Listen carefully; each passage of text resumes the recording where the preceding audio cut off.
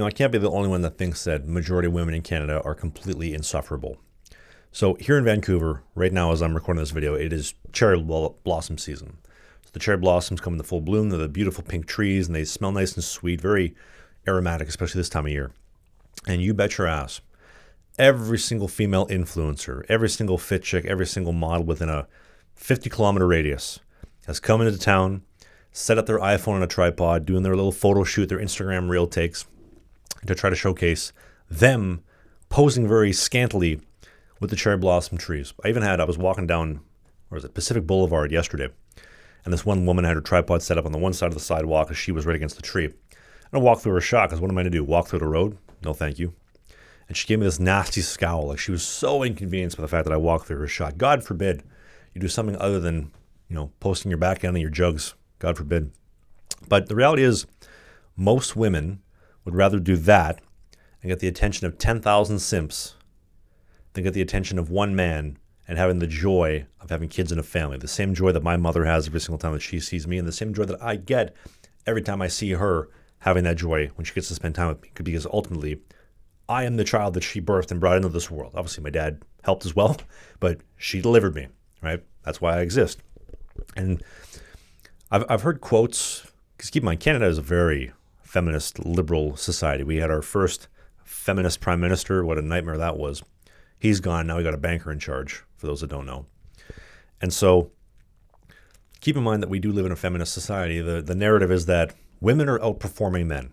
Women are doing better than men. Well, with the Feminist Civil Rights Act of the 1960s, since then, yes, congratulations, ladies. You can drive. You have a driver's license. You have a bank account.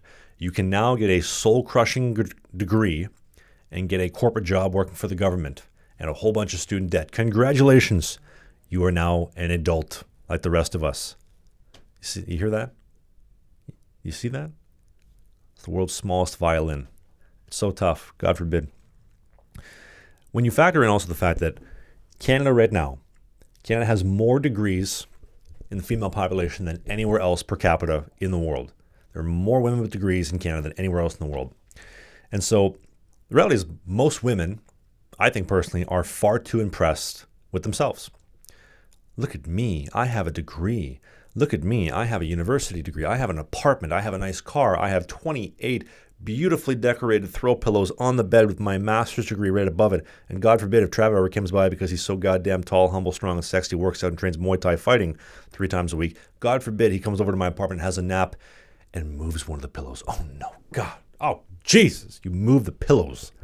That sounds awful. That's a true story. And a woman told me, don't move my throw pillows. I decorated them so perfectly. I'm sure you can put them back together later. What was the point of buying them? To just look good? No, it's not a showroom piece. I'm taking a nap. Rest is a weapon. Rest truly is a weapon for the body. It's very true.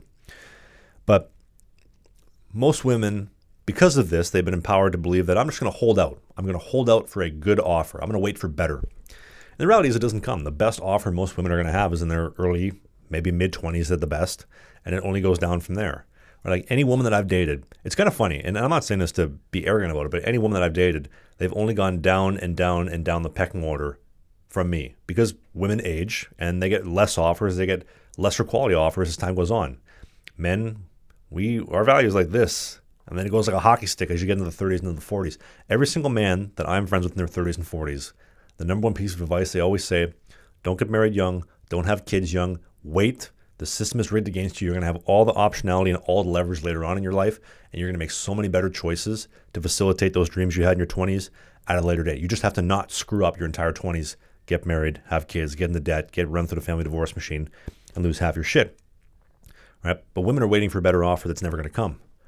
As the late, great GOAT Kevin Samuels used to say, you ladies are a party of one. It's going to be a party for one with the cleanup guy, and after you're off the birth control, and 7 years of marriage go by and you got 2 kids, well, you're going to be a single mother. And that's an even less attractive option than being single and having the baby rabies like a pack of hyenas at 28 or 29. But the reality is, I just thought the other day, women in Canada are a lot like Cactus Club. Right? Maybe you're in BC, you know what Cactus Club is. If you're not, to explain basically the whole business model behind Cactus Club. Now, yes, they do have, I would say, very attractive waitresses, but the business model itself is You're not coming for a great time, but you're also not coming for a bad time. Somewhere in between. Like we have cheap drinks. I don't drink personally. I haven't had a drop in over 8 years. But if you do drink, we have some cheap alcoholic drinks. We have some half-price wine, nice specials for you. Nothing great, but good deal. Food-wise, we have a nice tuna poke bowl. Same tuna poke bowl every single restaurant has. We got a burger. We got a vegan option. And that's about it. We got like a white chocolate brownie for a dessert. Probably located somewhere in downtown by the waterfront. Nice little view. But you're not coming for a great time. You're just coming for not a bad time. Right down the middle. That's a lot like Canadian women. Right? Like as a man, why would I pay for a 1998 Honda and pay 2026 prices? I just wouldn't. It's just a terrible idea. But the thing is, when you factor in the university degrees and the women are making their own money and whatnot, and the family law machine is designed to destroy men, when men make more money, they have more kids. I'll tell you this right now. If I was a multi-millionaire, I'd have way more kids than what I do right now, which is 0 at this moment in time. I'm trying to be very strategic because, again, I'm your average dude. I'm no different than you. Might be a little bit taller, maybe be a little bit stronger, a little bit sexier, but that's okay. Maybe even a little bit more funnier. But that's about it.